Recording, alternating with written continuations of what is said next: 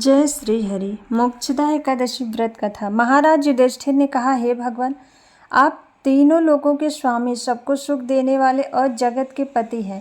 मैं आपको नमस्कार करता हूँ। हे देव, आप सबके हितैषी हैं, अतः मेरे संशय को दूर कर मुझे बताइए कि मार्गशीर्ष एकादशी का क्या नाम है। उस दिन कौन से देवता का पूजन किया जाता है और उसकी क्या विधि है, कृपया मुझे बताएं। भक्त वत्सल भगवान श्री कृष्ण कहने लगे कि धर्मराज, तुमने बड़ा ही उत्तम प्रश्न किया है।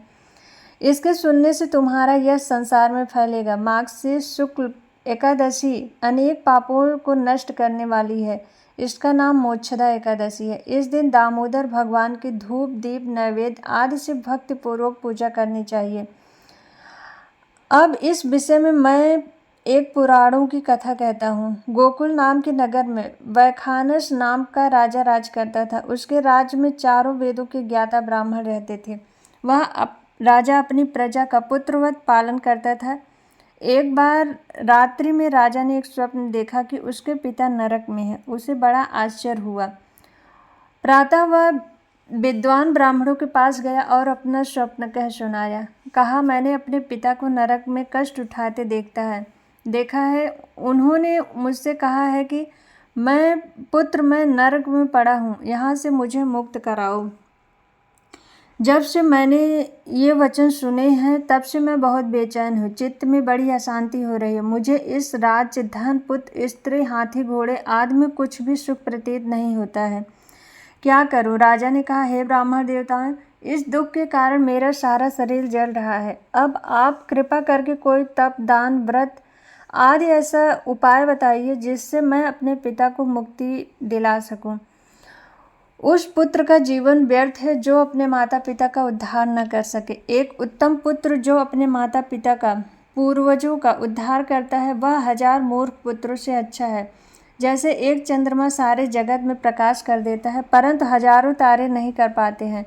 ब्राह्मणों ने कहा, हे राजन, यहाँ पास ही भूत, भविष्य, वर्तमान की ज्ञाता पर्वत ऋषि का आश्रम है। आपकी समस्या का हल वे जरूर बताएंगे। ऐसा सुनकर राजा मुनि के आश्रम पर गया। उस आश्रम में अनेक शांत चित्त योगी मुनि तपस्या कर रहे थे।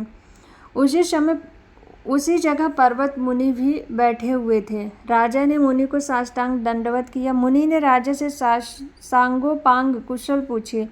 राजा ने कहा कि महाराज, आपकी कृपा से मेरे राज्य में सब कुशल है, लेकिन अकस्मात मेरे चित्त में अत्यंत अशांति होने लगी है। ऐसा सुनकर पर्वत मुनि ने आंखें बंद की और भूत विचारने लगे।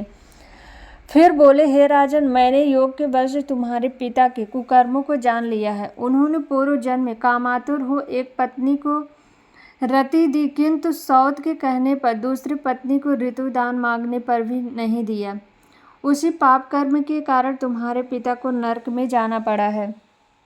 तब राजा ने कहा, इसका कोई उपाय बताइए। मुनि बोले, हे राजन, आप मार्गशीर्ष एकादशी का उपवास करें और उस उपवास के पुण्य को अपने पिता को संकल्प कर दें। इसके प्रभाव से आपके पिता की अवश्य नरक से मुक्ति होगी।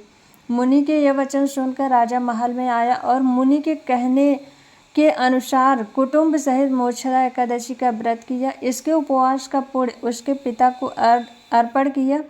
इसके प्रभाव से उसके पिता को मुक्ति मिल गई और स्वर्ग में जाते हुए वे पुत्र से कहने लगे, हे पुत्र, तेरा कल्याण हो। यह कहकर स्वर्ग चले गए। मार्गशीर्ष मास के शुक्ल पक्ष की मोक्षदा एकादशी का जो व्रत करते हैं उनके समस्त पाप नष्ट हो जाते हैं। इस व्रत से बढ़कर मोक्ष देने वाला और कोई व्रत नहीं है। इस कथा को पढ़ने या सुनने से वाजपेय यज्ञ का फल प्राप्त होता है। यह व्रत मोक्ष देने वाला तथा चिंतामणि के समान सब कामनाएं पूर्ण करने वाला है।